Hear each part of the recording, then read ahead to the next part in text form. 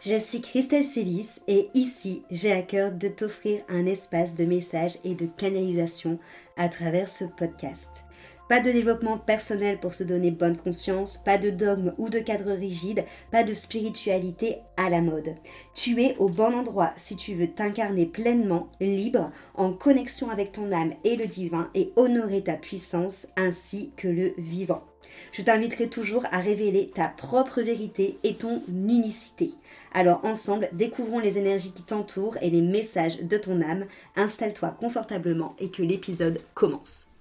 Bonjour à tous, bienvenue dans ce podcast, je suis Christelle Célis et aujourd'hui on rebondit sur le podcast de mardi où je vous parlais de ma réflexion sur à quoi servait un thérapeute.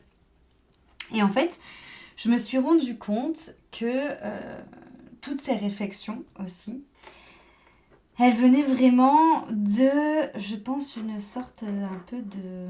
Je sais pas si on peut utiliser le mot ras-le-bol, parce que je sais pas vraiment si j'en ai ras-le-bol, mais en tout cas d'une remise en question du développement personnel, de la spiritualité moderne, qu'on va notamment retrouver, je vous en ai déjà parlé, mais sur les réseaux.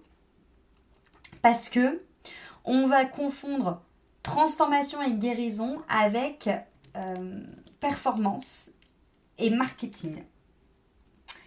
Et ça me dérange parce que la plupart du temps, quand vous regardez, et on en revient à ce que je disais, en fait, la plupart du temps, quand vous regardez ce qu'on vous dit sur les réseaux, ce qu'on vous dit sur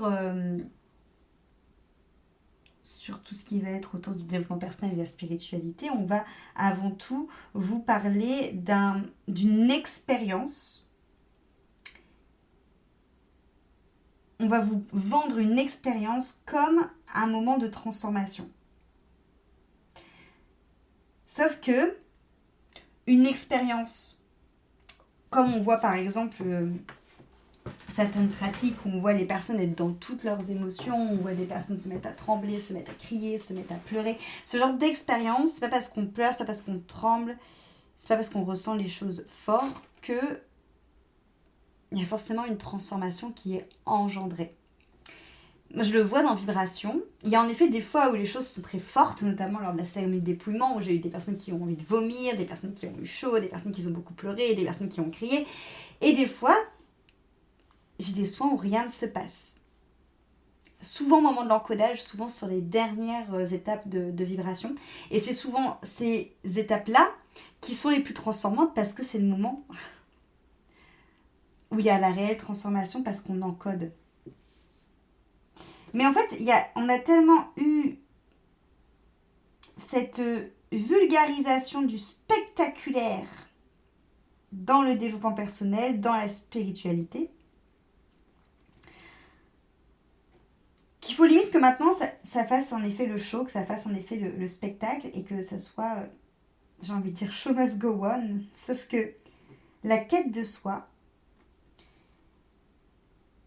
la véritable quête de qui on est dans l'authenticité, la véritable quête de qui on est dans notre véhicule qui est le corps physique, la véritable reconnexion à notre cœur, à notre âme, ça n'a pas besoin d'être ça n'a pas besoin d'être spectaculaire, ça peut être silencieux. Et ce n'est pas forcément Instagrammable non plus. Et c'est même pas souvent Instagrammable. Moi, je vois la plupart des soins que je fais, la plupart des personnes que j'accompagne dans ces métamorphoses profondes, parce qu'encore une fois, il y a vraiment un saut de transformation, un saut vers l'âme, un saut quantique qui se crée. Il y a, croyez-moi, beaucoup d'étapes qui sont absolument pas Instagrammables. Parce que tout ça, ça se vit en intimité. Ça se vit déjà de vous avec moi qui chemine à vos côtés, mais ça n'a pas besoin d'être partagé au monde. Et ça vient tellement chambouler que c'est des choses qui sont obligées de se vivre intimement. Quand c'est fort, quand c'est trop, quand c'est spectaculaire, c'est encore une fois, c'est comme si qu'on rentre dans du chaud. Sauf que moi, les véritables transformations que j'ai vues chez les personnes que j'accompagnais avec Vibration, ça a tellement chamboulé leur quotidien, leur vie, leur manière de se voir, leur manière de vivre, leur vie de tous les jours, que c'est des choses qu'elles n'ont pas besoin de montrer au monde. Parce qu'elles l'intègrent d'abord avant tout à l'intérieur d'elles. Parce que le vrai changement, il est souvent intime. Il est souvent dur de prise de conscience. Et c'est pour ça qu'on a besoin souvent de l'incarner pleinement et pas forcément de le montrer au monde. Aujourd'hui, on a l'impression quand on regarde ce qui se passe sur les réseaux, qu'il n'y a qu'une seule manière de faire, qu'il n'y a qu'une seule... un seul outil, un seul niveau d'éveil, niveau de conscience. Sauf qu'il y a autant d'outils, autant de niveaux de conscience, autant de chemins pour aller vers soi, pour revenir à son âme, pour revenir à son cœur, pour revenir à cette intelligence créatrice qui est ce que j'appelle Dieu, qu'il n'y a pas de formule universelle. Et c'est pour ça qu'il faut comprendre que oui, vibration, je l'ai canalisée parce qu'il y a des étapes, mais ces étapes, il n'y en a aucune qui se ressemble. Parce que vous êtes toutes et toutes des personnes uniques, qui a une fréquence unique, qui a une mélodie unique de l'âme. Et oui, ces étapes, elles ont été canalisées, parce que ce sont des marches par lesquelles il faut passer, mais elles ne se ressemblent jamais. La première étape, c'est le nettoyage des traumas énergétiques, des mémoires anciennes, du transgénérationnel, de tout ce qui est à la surface, on enlève les meubles. La deuxième étape, c'est celle que je te disais, que je vais rajouter, c'est le travail dans le corps. Parce que c'est important de travailler dans le corps pour avoir un système nerveux qui est régulé, pour avoir un système nerveux qui est apaisé, parce que on aura beau faire ensemble tous les outils, toutes les étapes, tout ce que tu veux, si ton système nerveux il est claqué au sol, parce qu'il est toujours en vigilance, ça ne servira à rien d'avancer en fait. Donc on va travailler dans le corps pour apaiser le système nerveux, pour faire en sorte qu'en plus d'avoir des guérisons, en plus d'avoir des outils, tu puisses à tout moment les utiliser parce que tu peux à tout moment calmer ton système nerveux et revenir dans ton corps, revenir dans le moment présent. Et ensuite, là, on passe au dépouillement, au fait de te libérer de tous les conditionnements, de toutes les étiquettes, de toutes les identités, de tout ce que tu t'es accroché, que tu crois savoir, que tu crois comprendre, que tu crois être, qui sont juste des projections, des injonctions, qui ne sont pas réellement toi, mais qui sont le jeu, J-E-U, du petit jeu, des rôles que tu t'es donné pour être accepté par le monde, par la société qui nous entoure. Mais c'est pas ta vraie personnalité. C'est pas réellement qui tu es, pour de vrai. C'est les lunettes que tu portes qui forment tes croyances, c'est le rôle que tu joues, que tu penses être ton identité. Mais c'est pas ton âme qui vibre réellement. Et dans cette dernière étape, là, on va aller remettre l'âme au centre. C'est ça l'encodage. On va permettre à cette âme de pleinement s'exprimer à travers ton corps physique, à travers ta vie, à travers tes pensées, tes actions, ton cœur qui vibre, et d'avoir cette verticalité qui fait que quoi qu'il arrive, tu es toujours stable à l'intérieur de toi par rapport à ce qui te fait vibrer, par rapport à ta connexion, à ton origine, à ton essence, à ta fréquence de l'âme reliée au divin. Et vibration, ces 4 étapes-là, c'est des étapes qui demandent de revenir à quelque chose de plus simple. C'est pas compliqué. Vibration, c'est au contraire. On vient enlever toutes les floritures, tout ce qu'on t'a dit qui devait être compliqué, même dans le développement personnel, même dans la spiritualité. Pour revenir tout simplement à toi. Parce qu'il n'y a pas un outil, il n'y a pas une voix qui est supérieure à qui tu es. Tu es suffisant et suffisante. Et c'est ça que j'ai envie de travailler avec toi. C'est ça mon positionnement. Et c'est par le fait de revenir simplement à ta grandeur de ton âme, à ton expansion, à ta mélodie unique, pour te montrer que ça suffit, que tu as déjà toutes les clés à l'intérieur de toi. Comme je l'ai dit mardi, je ne suis qu'un accélérateur de conscience, qu'une personne qui va te permettre de gagner des mois, des années sur cette quête de toi, sur ce chemin envers toi, qu'une personne qui va te permettre de pouvoir te disposer de plein de méthodes et de plein d'outils qui vont te correspondre plutôt que tu puisses toi-même chercher différents outils, différents thérapeutes, tâtonner jusqu'à temps de trouver vraiment la méthode qui fonctionne, parce qu'en plus, suivant notre chemin, les outils varient, les méthodes vont varier, et comme j'ai eu la chance durant mon parcours de me former à énormément d'outils corporels, psychiques, émotionnels, psychologiques, je suis en mesure de mettre sur ton chemin tous ces différents outils dans le moment que tu en as besoin.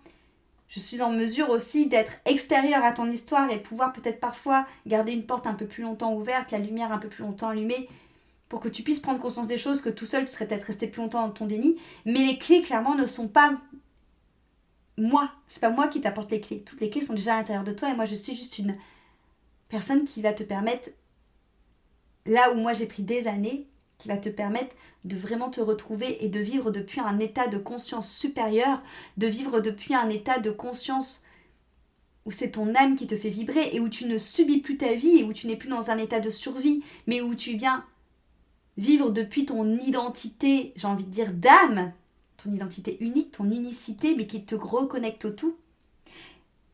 Parce que pour moi, la spiritualité, ce n'est pas te retirer ton pouvoir. Pour moi, la spiritualité, elle est là, et c'est la manière où je travaille pour te rappeler que ce pouvoir est déjà en toi. Et qu'il n'y a pas de relation de dépendance qui se crée avec le thérapeute ou avec l'outil. Parce que mon but, même avec les outils, c'est de faire comprendre que ta plus grande boussole, c'est ton corps. C'est pour ça que c'est important pour moi de ramener le travail somatique, de ramener l'apaisement du système nerveux pour que tu sois capable d'avoir ses propres outils et que tu retrouves pleinement ta souveraineté dans tous les sens du terme.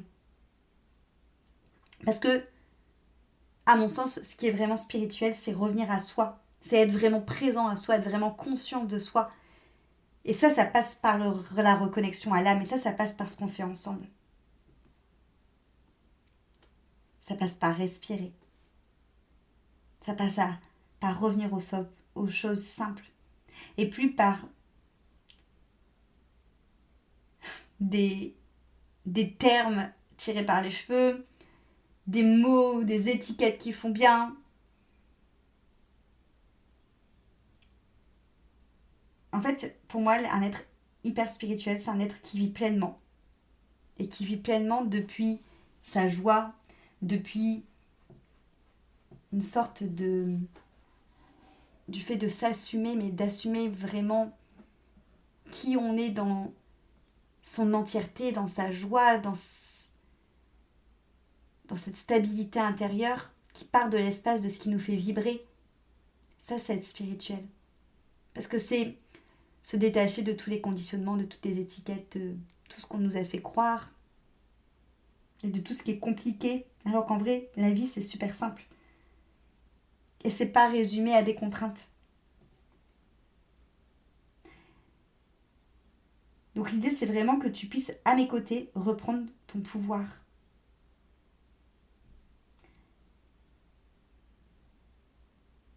Et c'est pour ça que Vibration, c'est un accompagnement qui demande de l'engagement réel, qui demande d'être pleinement investi.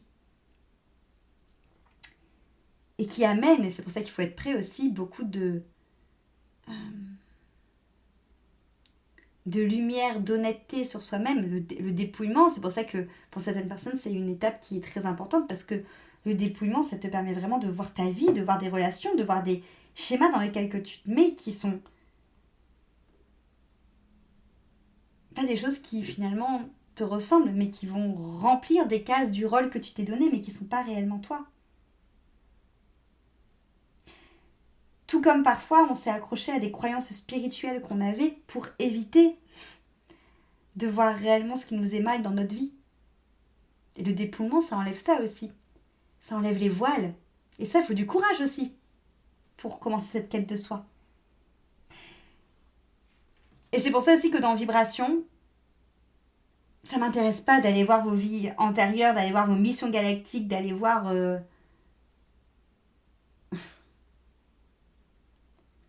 les mémoires stellaires, les codes de lumière qui sont à vous si vous ne savez pas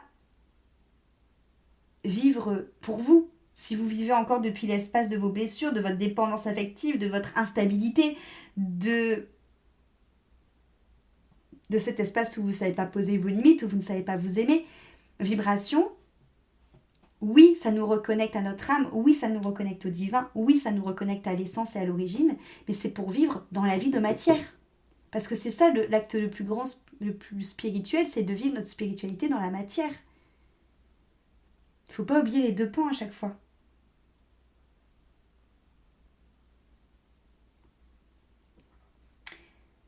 Parce qu'essayer de fuir avec des belles étiquettes, essayer de se cacher derrière des rituels, des protocoles qu'on fait, ça ne va pas enlever votre souffrance. C'est pas ça qui va amener votre guérison.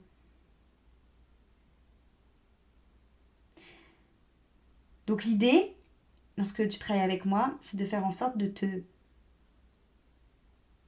désidentifier de tout ce qu'on t'a collé, mais aussi des étiquettes que tu t'es collées tout seul, et notamment des étiquettes spirituelles, qui peuvent devenir une manière de accepter, de visualiser, de tolérer des choses qu'on a vécues dans notre vie de manière beaucoup moins concrète et surtout qui donnent parfois la raison à des choses qui ne devraient pas avoir de raison. Donc mon idée dans ce rôle d'accélérateur de conscience, c'est justement que tu chemines avec conscience pour être capable tout le temps de revenir à ton corps, de revenir à ta vie, de revenir à tes relations, de revenir à ton incarnation, de revenir à ton âme, de revenir à ton cœur, de revenir à ta spiritualité qui te ressemble. Parce que la spiritualité nous éloigne pas de notre humanité, mais la spiritualité nous permet d'incarner notre divinité sur terre, de faire descendre cette partie divine en nous, ce divin Dieu à travers nous, pour nous permettre de traverser la vie, de manifester la vie, de créer la vie, de vibrer la vie la plus consciente, en présence, la plus stable dans sa verticalité, dans son ancrage, la plus souveraine et la plus responsable. Voilà ce que j'avais envie de vous partager aujourd'hui dans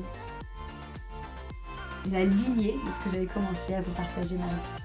Merci beaucoup pour votre écoute et à très vite pour un nouvel épisode. Cet épisode t'a plu, pense à lui laisser une jolie note sur ta plateforme d'écoute de ton choix et aussi de le partager aux personnes à qui il pourrait être utile.